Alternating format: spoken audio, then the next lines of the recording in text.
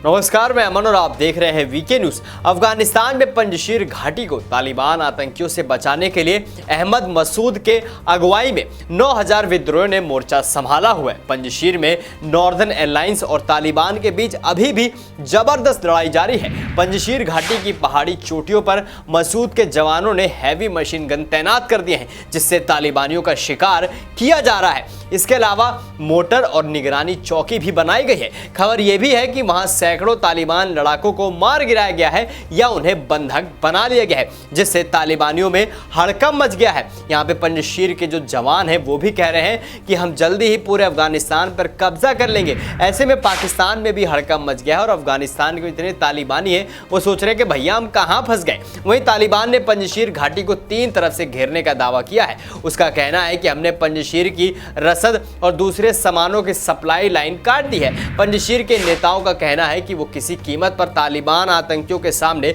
हथियार नहीं डालेंगे और ये जंग जारी रहेगी। पंजशीर की बर्फ से ढकी चोटियों के बीच में ये जवान राजधानी काबुल से मात्र 80 किलोमीटर दूर तालिबान से मोर्चा ले रहे हैं। अहमद मसूद के पिता अहमद शाह मसूद की गिनती कभी पंजशीर के सबसे बड़े वार लड़ाकों में होती थी, जिन्होंने अपने जीते तो कभी तालिबान और सोवियत संघ को पंजशीर के पास भी आने नहीं दिया। यहां तक कि जब पिछली बार तालिबान अफगानिस्तान पर काबिज था तब भी वो पंजशीर को नहीं जीत सका। उधर तालिबान के प्रवक्ता जबीहुल्लाह मुजाहिद ने बुधवार को कहा कि तालिबान निकट भविष्य में पंजशीर प्रांत में प्रतिरोध बलों के साथ शांति समझौता करेगा। मुजाहिद ने बताया कि हम पंजशीर के लोगों के संपर्क में हैं। हम बड़े प्रभावशाली लोगों और जिहादी कमांडरों के साथ बातचीत कर रहे हैं। वार्ता जल्द ही युद्ध के बिना समस्या का समाधान करेगी। अब भैया इनकी तो इतनी ज्यादा हेकड़ी निकल गई है कि ये समझौता की बात कर रहे हैं। उन्होंने आगे कहा कि मुझे 80% विश्वास है कि इसके लिए युद्ध में जाने की आवश्यकता नहीं होगी।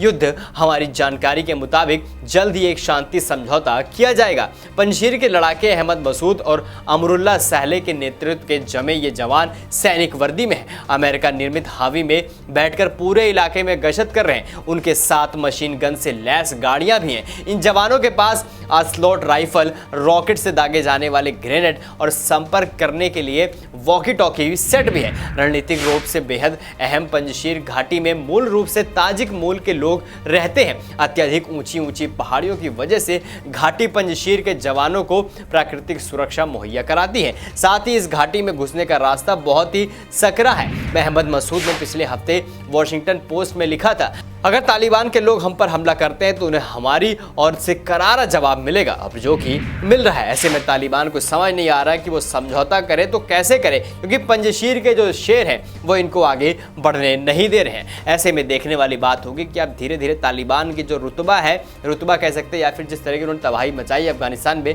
वो कम होगा या नहीं। और ऐसे में पंजशीर के शेरों को भी देखना होगा आखिर कब तक इन तालिबानियों को सबक सिखाते रहते हैं। अब आपकी क्या राय इस पूरी खबर को लेकर हमें कमेंट सेक्शन में कमेंट करके ज़रूर बताइए और ऐसी तमाम बड़ी खबरों को देखने के लिए देखते रहें वीके न्यूज़।